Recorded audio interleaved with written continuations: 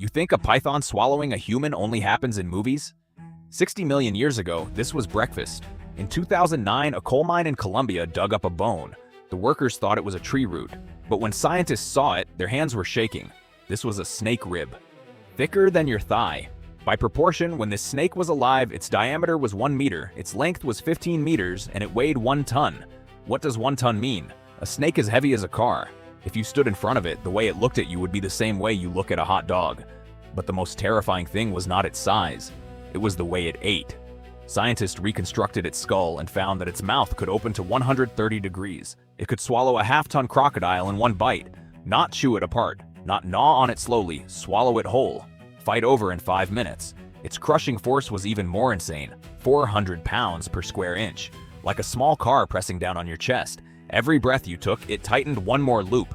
In 3 minutes, all your ribs would be broken, your organs squeezed into pulp. But guess how it went extinct? Not because it ran out of food, not because it had predators, because Earth cooled by 3 degrees. Just 3 degrees, and it was gone. And now Earth is warming. It has already warmed by 1.5 degrees. At this rate, by the end of this century, it could rise by 4 degrees. So tell me, could the monsters of that era grow back again? This is not an alarmism. In April 2024, Indian scientists dug up another giant snake in a mine. It was called Vasuki, the king snake. Its body length was 11 to 15 meters, as big as Titanoboa. The key point is, this snake lived 47 million years ago, more than 10 million years later than Titanoboa. Do you understand now? After Titanoboa went extinct, once Earth's temperature rose again, giant snakes appeared again. This is not a coincidence. This is a pattern. When the temperature gets there, the monsters come. The story begins in 2002. A research team from the University of Florida came to the Cerrejón coal mine in Colombia. This is the world's 10th largest open-pit coal mine. It is blasted every day, and what they dig up are rock layers from 60 million years ago. They had originally come to look for plant fossils. Instead, they dug up a nightmare. When the first vertebra was unearthed, everyone thought it was a crocodile. Because in that era, crocodiles were the overlords of the swamp. But the curve of the bone was wrong. It looked more like a snake. The problem was, this bone was thicker than a fist. If this was really a snake, how big would it have to be? Over the next 7 years, they dug up 28 Titanoboas, more than 100 bones in total. Every single one shattered what people thought they knew. The biggest one had more than 250 vertebrae. Laid out fist to fist, it measured over 15 meters. It weighed 1.13 tons. Even more terrifying, all 28 were adult snakes. What does that mean? It means Titanoboa was not a mutation. It was the standard configuration of that era. They were everywhere. Imagine it. The swamps 60 million years ago were filled with 15-meter giant snakes swimming through muddy water. You could not see them at all until a massive head rose out of the water, and by then it was already too late. Because Titanoboa's attack speed was 0.3 seconds. From stillness to a full coil around you, you would not even have time to blink. So what exactly did it eat? At first, scientists thought it ate crocodiles because many crocodile fossils were found in the same rock layers and their bones all showed crushing marks. The crocodiles of that era were already huge. Cerrejón was 4 meters long, but in front of Titanoboa, it was like a mouse meeting a cat. The former king of the swamp did not even count as a proper snack.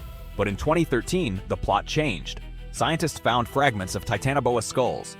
This was a major breakthrough because snake skulls are extremely fragile and almost never fossilize. Through the skull, they analyzed the jawbone and teeth and found that its mouth structure was more like that of fish-eating snakes.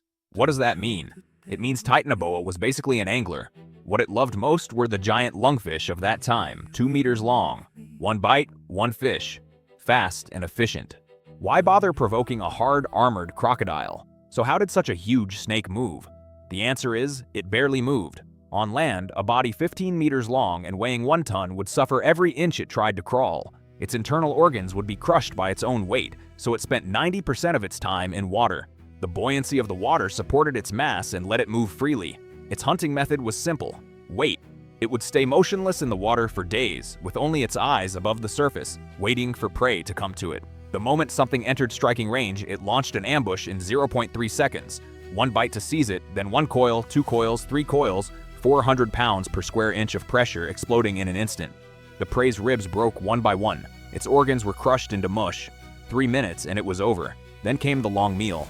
After eating 1 big fish, it would not need to eat again for a month, because snakes can digest prey completely, leaving not even the bones. This ultra-efficient system made Titanoboa the most successful apex predator of its time. No animal dared provoke it. It was death on the move. But why would such a perfect predator go extinct? The answer lies in temperature. Titanoboa was a cold-blooded animal. It could not generate heat by itself. Its metabolism depended entirely on the temperature of its environment. 60 million years ago, Earth's average temperature was much higher than it is now. The Colombian rainforest had an annual average temperature above 32 degrees Celsius. There was no winter. It was sweltering hot all year long. It was exactly this extreme heat that allowed Titanoboa to grow so huge. The higher the temperature, the faster the metabolism, the faster the growth. Scientists even used Titanoboa's body size to reverse calculate Earth's temperature 60 million years ago. Using mathematical models, they found that to sustain a giant snake 15 meters long, the average temperature had to be at least 32 to 33 degrees Celsius, which is 5 to 6 degrees hotter than today's tropical rainforests. 5 to 6 degrees does not sound like much, but to an ecosystem, that is the difference between heaven and hell. Back then, the tropical rainforest was a monster paradise.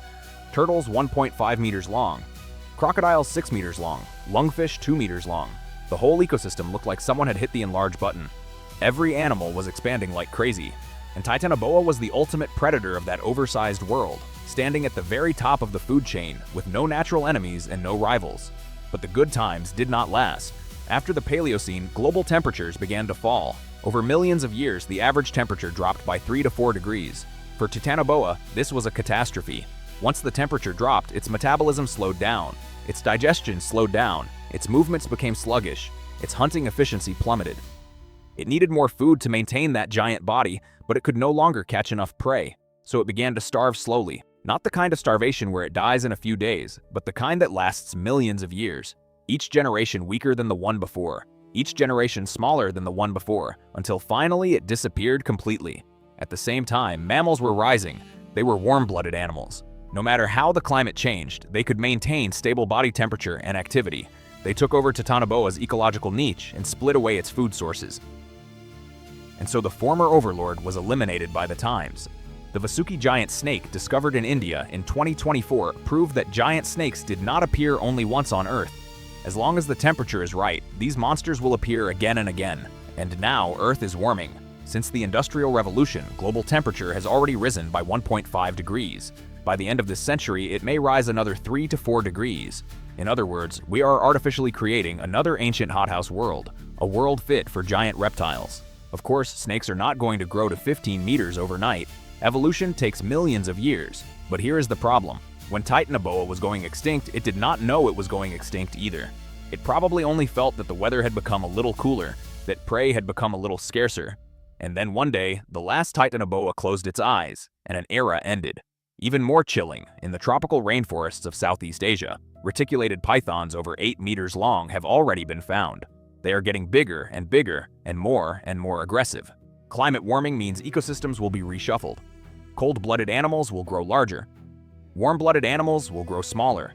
The food chain will be rearranged. And when that time comes, the top predator in the jungle may not be the tiger or the lion, but those silent, cold creatures waiting in the water, snakes.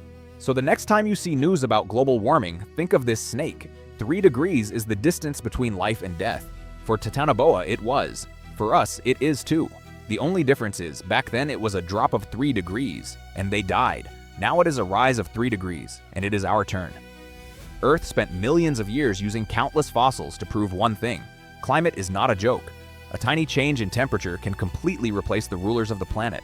Titanoboa's fossils now lie in museums, a 15-meter skeleton silently reminding every visitor. On this planet, there is no eternal overlord. There are only eternal rules. The fittest survive.